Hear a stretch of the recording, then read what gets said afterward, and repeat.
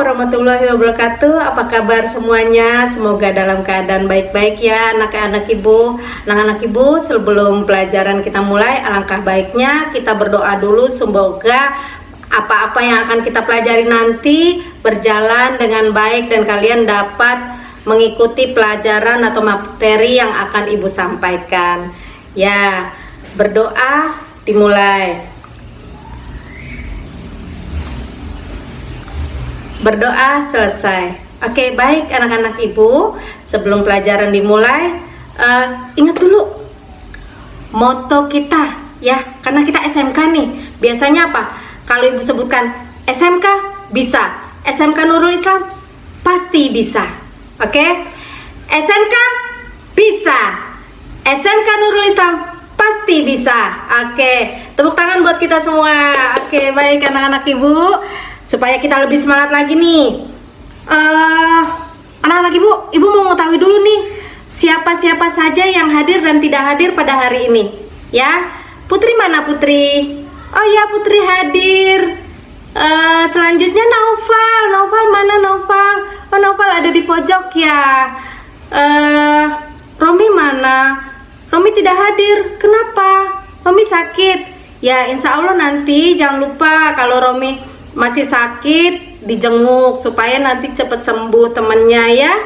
Oke, berikutnya anak-anak ibu sekalian, kalian masih ingat tidak apa saja yang sudah kita pelajari minggu lalu?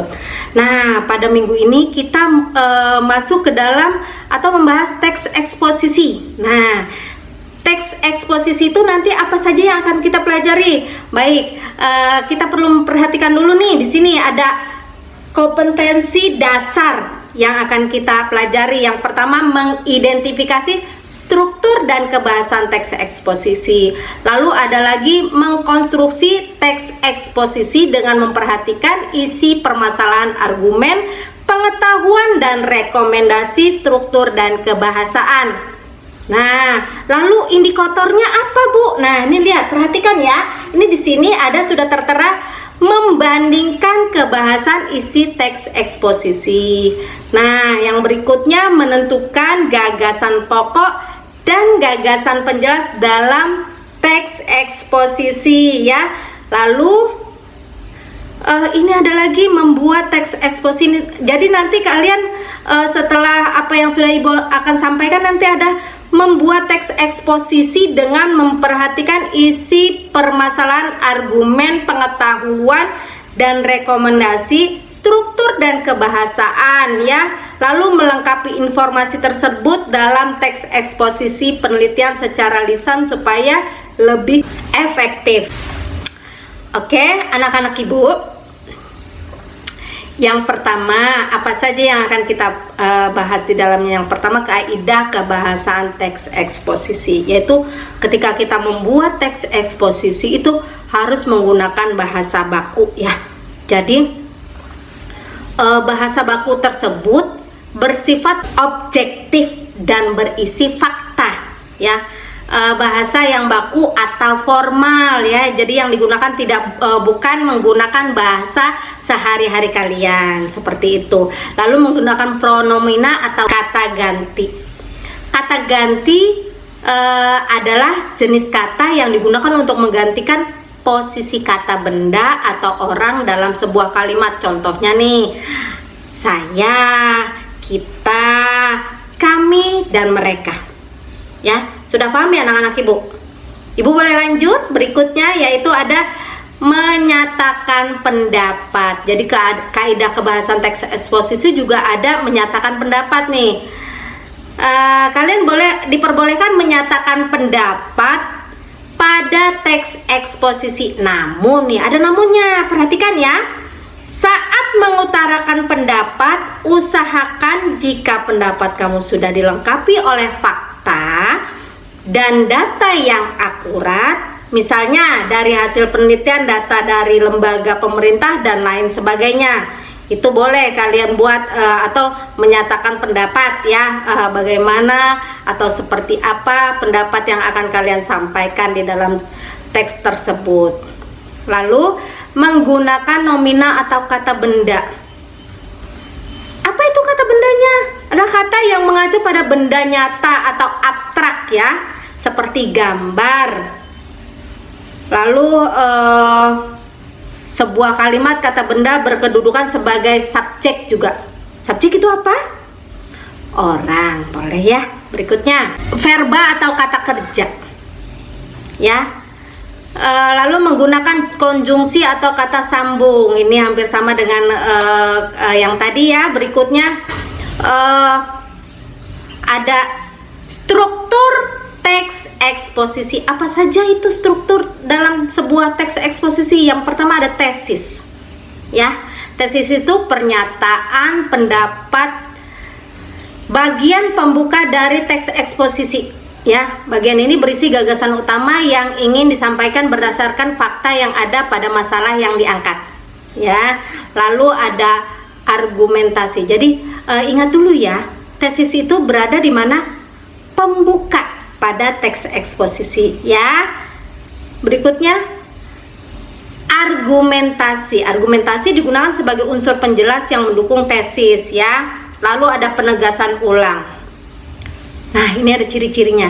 Ciri-ciri teks eksposisi: berisi informasi dan pengetahuan, ya. Lalu penulisan yang singkat, padat, to the point. Lalu ada objek dan tidak memihak. Nah, ini bagaimana cara menyusun nih. Nah, nanti ini bermanfaat ketika kalian sudah Ibu beri tugas ya untuk membuat penyusunan. Perhatikan ya, cara penyusunan teks eksposisi, yaitu yang pertama menentukan topik dan gagasan utama. Jadi kalian harus tahu dulu nih topiknya apa sebagai gagasan utama, lalu menentukan tujuan ya. Tujuannya apa ketika kita membuat sebuah teks eksposisi. Lalu mengumpulkan data pendukung apa-apa saja yang dibutuhkan di dalamnya ya. Nah, ini nih. Ada contohnya ya. Nih contoh. Jadi kalian ini untuk mempermudah ketika nanti Ibu memberikan tugas kalian dalam membuat sebuah teks eksposisi ya. Yang pertama nih ada tesisnya ya.